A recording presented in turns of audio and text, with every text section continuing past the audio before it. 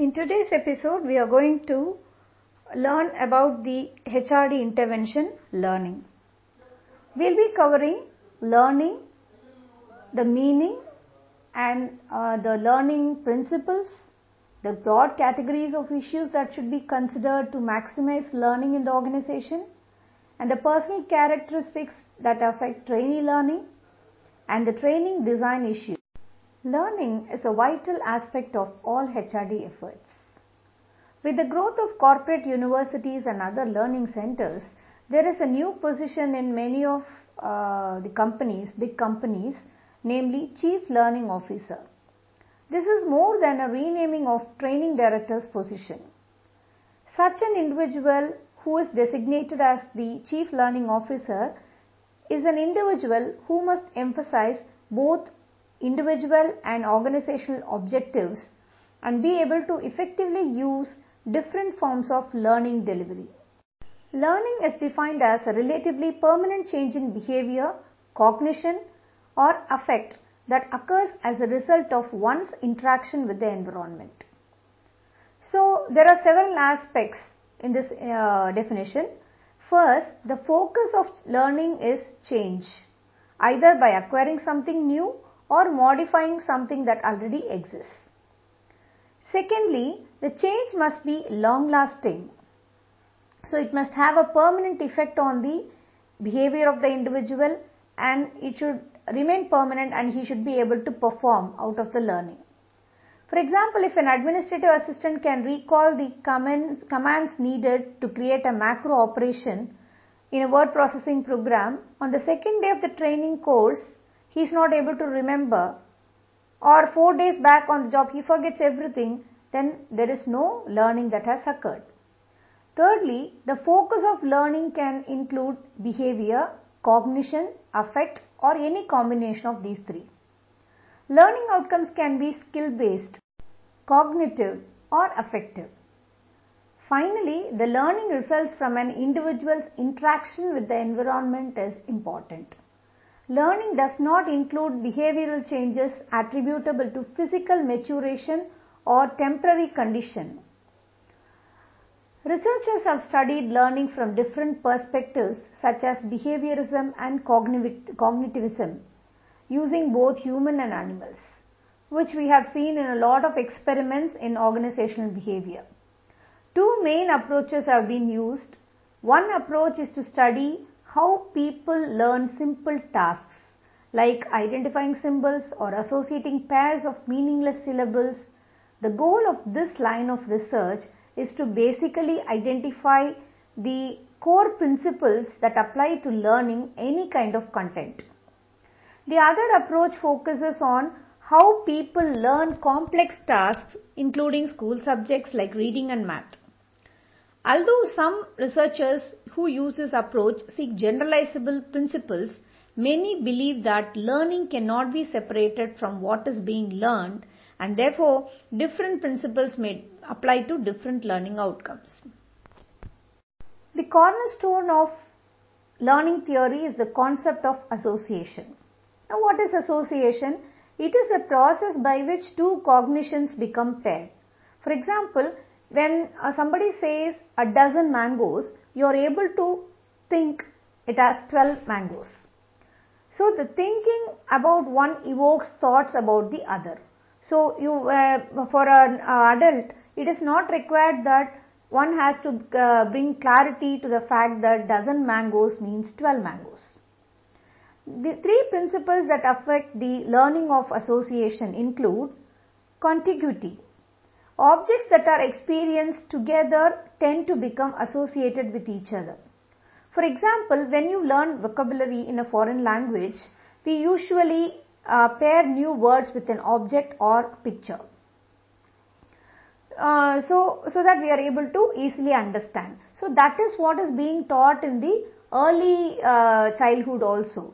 So when we repeatedly say that a chair is something which has a back support and a table is without a back support and they have a flat surface, the children learn from that and they understand what the distinction between a table and a chair is. The law of effect. The law of effect states that a behavior followed by a pleasurable consequence is likely to be repeated. So when a superior compliments a police officer who values recognition for the way he or she handled a difficult case or arrest, the officer associates the compliment with the arrest method and will likely to use the method to make difficult arrests in the future. This happens even with the children. So when children do something positive, when the parents appreciate that or clap their hands, the children understand that this is what is expected of my elders, and they try to repeat it time and again to get recognition. So this is called as the law of effect. So learning is retained and the pleasurable consequence motivates the people to repeat what they have learnt. Practice. Repeating the events in an association will increase the strength of association. So that is why when somebody learns a new word and puts it into use in a normal conversation, they get to use the vocabulary conversantly and they learn many words in the sequence. But people who learn the words separately for the purpose of knowing a new word and who do not use it in the conversation in the correct perspective, they never learn new words and their vocabulary standard is still low despite the aspect that they have learned a lot of new words. Because when they do not practice that, they tend to forget it.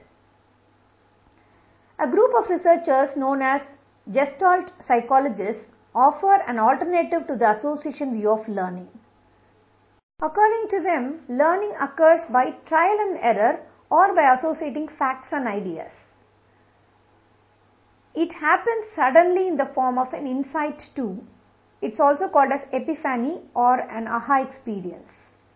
Insight is seen as a sudden reconceptualization of one's experiences that results in a new idea or discovering a new solution to the problem. An understanding of how people learn is a highly significant area of study, and it has been of continuous interest in the development of psychology as a science.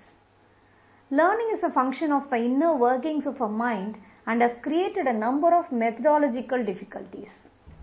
Individuals differ in their learning capabilities, their style, and their creative responses. Imagine, for example, these scenarios. A student attending an action learning set. A person undertaking a forklift truck driving lesson. A trainee observing a manager dealing with an irate customer. A nurse measuring blood pressure for the first time. An older employee introduced to a new financial computer system. In all these scenarios, we find a common feature that learning is to take place or has taken. They demonstrate that a discussion of learning involves not only knowledge and skills but also attitudes and social behavior. Learning implies a different internal state which may result in new behaviors and actions. A new skill such as noting down the blood pressure or a new understanding and knowledge in an introduction to a new subject of finance or HR. Sometimes behavior and knowledge coincide. Learning a language, becoming an IT literate, etc. And at other times, people will learn to act in certain ways without an underlying understanding of the reason, like knowing to operating a machine without understanding its mechanical features. Individual learning is a lifelong process that is essential if people are able to cope with changing nature of work organizations. Learning can be seen as a continuous and automatic process, often taking place in a social context. The spontaneous nature of learning can be observed in young children's play as they imitate and model their behavior and attitudes on the people around them. Learning is having an active and dynamic nature. Learning links the individuals to the social world and is both a personal and a social experience. It is an event that is shared with others. The process may be deliberate sharing of information or guiding behavior. For example, in a parent-child relationship, when parents attempt to socialize the child into acceptable ways of behaving, or in organizations where new members are taught opening phrases when answering the telephone. Now let us speak about the context of learning in organizations. The benefits of organizational learning for individuals can be summed up as the key to develop a person's potential. The learning to learn aspect is the key to effective learning. It enables the individuals to meet the demands of change. The capacity to learn is an asset that never becomes obsolete. Embracing learning helps an individual to acknowledge that learning is more than formal education and training. And for the organization's perspective, learning increases everyone's capacity to contribute to the success of the organization. It enables the organization to be more effective in meeting its goals. Learning emancipates the organization through clarification of purpose, vision, values, and behavior. A focus on learning, planned or unplanned, formal or informal, produces a wider range of solutions to organizational issues. Learning helps to achieve a better balance between long-term organizational effectiveness and short-term organizational efficiency. Learning is advantageous for the society also. Society thrives and survives through learning. A focus on capturing and sharing learning contributes to a more cohesive society. Individual and collective learning reinforces the informed, conscious and discriminating choices that underpin democracy. Learning helps to enhance the capacity of individuals to create a more fulfilled society, which is the main objective of macro-level HRD. Now, how do people learn? Early classic studies of learning offer explanations for simple learning situations. The principles arising from laboratory experiments remains applicable to an understanding of organizational behavior. The effects of rewards and punishments have considerable relevance in understanding the motivation of individuals and the culture of organizations. These theories were popularly called as behaviorist theories. As the name suggests, the researchers were interested in study of behavior and those actions that could be observed, measured and controlled.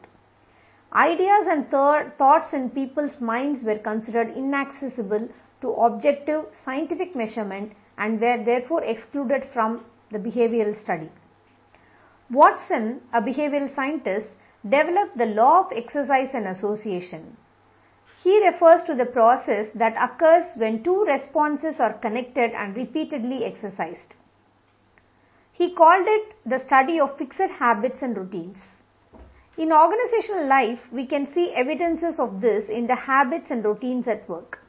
These behaviors can become locked in, believed to be the only way of completing certain tasks, a part of cultural life.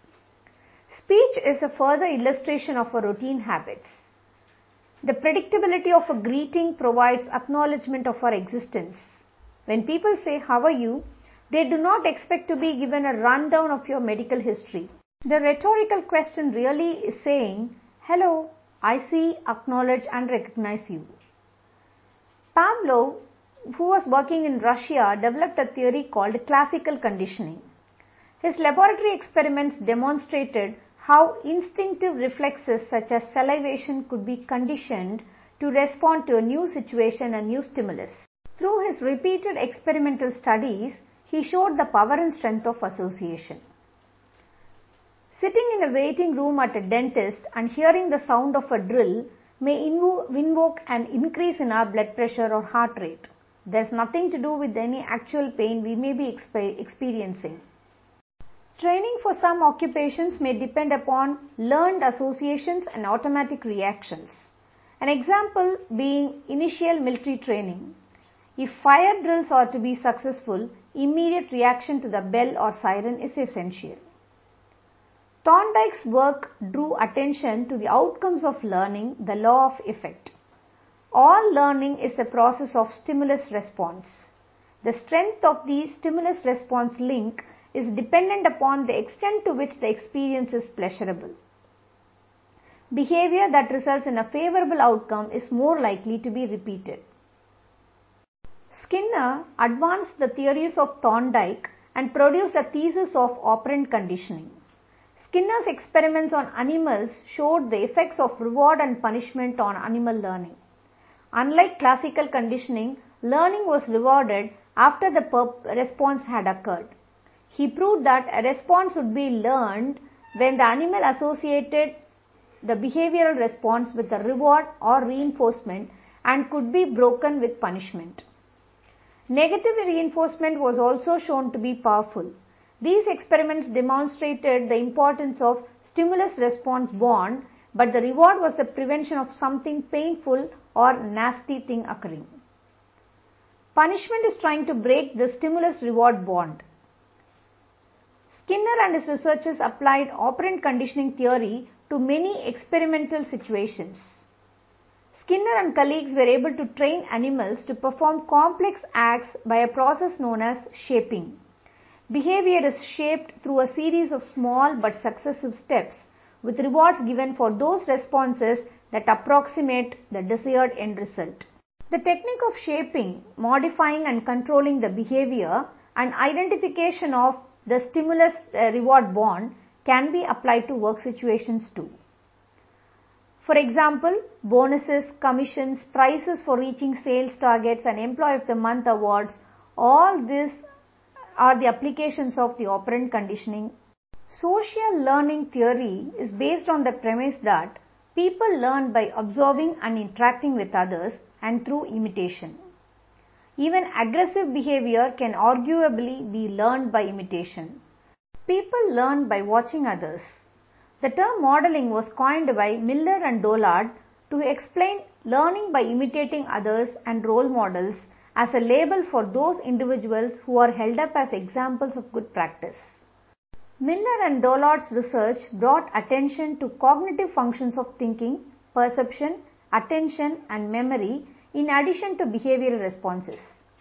So for instance, a trainee watching a supervisor deal with a customer complaint would need to attend to the customer's emotions, note the reaction of the supervisor and learn how the lessons of this interaction could be applied to another situation.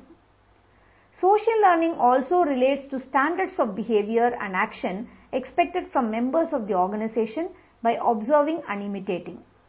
For example, working within the hierarchical structure, one should know to address other members of staff, physical appearance or acceptance of the psychological contract. More advanced levels of learning require more active brain processes. The inner mind has particular relevance to understanding how, what and why people learn. Personality, perceptions, motivations and attitudes will all play their part in helping or hindering the learning process. Behaviorism cannot easily explain the natural curiosity that humans have, their desire to learn, to make sense of their environment and to feel competent in activities. Neither can it explain the extent of incidental learning that takes place. To understand how and why people learn, attention must be given to a myriad individual factors including plans, ambitions and goals. In research conducted, the process of learning was more complex than simple stimulus-reward associations. Tolman showed that rats allowed to wander freely through a maze to find food were capable of learning an image, a cognitive map of the maze so that they could use it at a later time if their initial route was blocked. So let us have a look into the learning styles now. Learning styles indicate various approaches or methods to learn and the ways in which people learn. This approach recognizes that individuals have their own learning style and strategy. This influences how people prefer to learn. Some cognitive theories have emphasized the cyclical nature of learning and its active nature. Davis claims that experiential learning is an integration and alteration of thinking and doing. Although there are a number of models of learning styles, Two of the best known and useful are that of David Kolb and that of Honey and Mumford. In Kolb's learning cycle, it's a typical approach and is used in management literature often, which provides useful insights into the nature of learning. It demonstrates that there is no end to learning but only another turn of the cycle. Learners are not passive recipients but need actively to explore and test the environment. It identifies the importance of reflection and internalization. It's a useful way of identifying problems in the learning process. This approach emphasizes the importance of the synthesis between individuals' behavior and the evaluation of their actions. Reflections on what has been learned in order to experiment with new situations and to become aware of new possibilities is a vital part of the learning process. This is the very essence of action learning, going through the cycle that learners are exposed to, applying, reflecting and testing out their learning. That is why Kolb addresses his ideas to managers and suggests that experiential learning will enable managers to cope with change and complexity. Kolb's theory has been undertaken by the initiators of MHRD in the recent past also. MHRD believes that skill development and practical experiences for the students will land them with good employability skills. So this is one of the applications of Kolb's learning model. Kolb and his colleagues suggest that partnerships between education and industry should create feedback loops and enable interactions between the ideas and action. Certain ideas may fit into the organizational framework easily and certain things may not. So this feedback loops can really make the learning process a better one. The next learning style is the action learning, which involves participants working together to find solutions to actual problems and reflecting on their experiences. Action learning can enhance the way people learn. Group members may increase their capacity to respond to new situations. By drawing on real work practices and working together, the set can encourage group members to apply new ideas to their role and help make changes to their current or future roles and tackle joint projects. Action learning can therefore be seen as relevant to group development and performance. The emphasis here is on learning and self-evaluation with advice and support from tutors and other course members. So therefore it's called as a learner-driven process. Henry and Mumford developed Kolb's work and they based their premise on the identification of 4 different styles of learning by Kolb: accommodative, divergent, assimilative and convergent. Accommodative means strong preference for concrete experiences, so to get an hands-on experience. Divergent means preference for concrete experiences but reflecting from different perspectives. Assimilative is the preference to swing from reflection and conceptualization and use inductive reasoning to develop a new theory. Convergent prefers to apply ideas and put it into practice.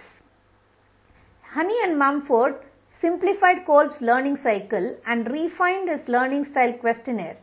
They also identified 4 learning styles and associated patterns of behavior. Activists.